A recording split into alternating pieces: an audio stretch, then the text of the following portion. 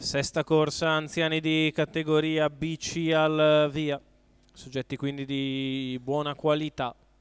Non partente il 5 di Brest dei Greppi, rimangono in 7 dietro le ali della macchina.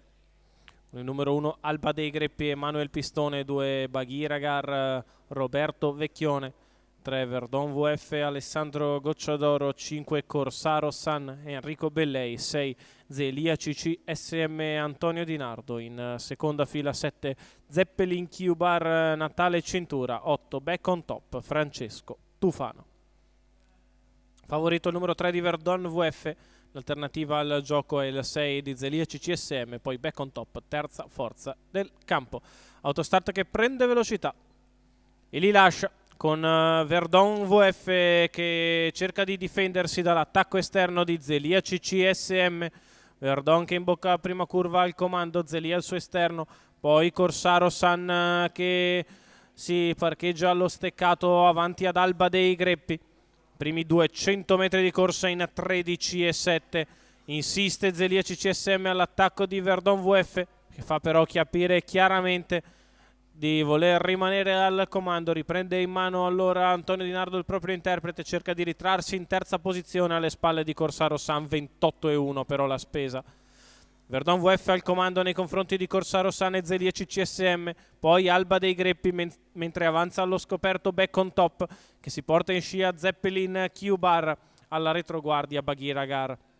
Stoppata drastica lungo la curva di sinistra per il battistrada Verdon VF che ora a ritmo blando si porta al passaggio davanti alle tribune con Back on Top che lo avvicina all'esterno. Zeppelin Q-Bar che segue le mosse dell'allievo di Francesco Tufano. Un minuto spaccato per la metà gara, 28 il primo parziale, 32 il secondo.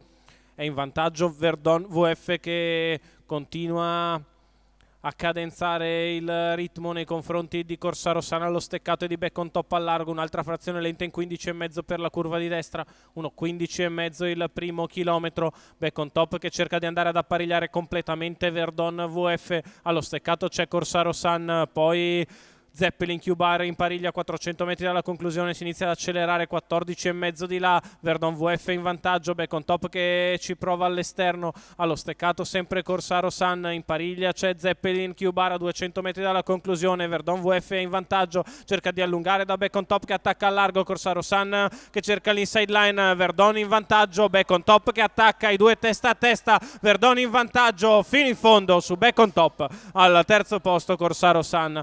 13,7 la retta arrivo, 28 spaccato l'ultimo quarto dopo un 28 del primo, un 32 e un 30,5 il successo per Verdon VF. Alessandro Gocciadoro che confeziona il poker da guidatore e allenatore in giornata, questa volta con un portacolori di Luigi Colombo, un figlio di Raya Mirchi, che in percorso di testa si impone nei confronti di un sempre validissimo Back on Top che confeziona un ottimo secondo posto. Al terzo l'appostato Corsaro San. Il successo in coast to coast è tutto però per Verdon VF ed Alessandro Gocciadoro che in giornata ne ha già vinte 4.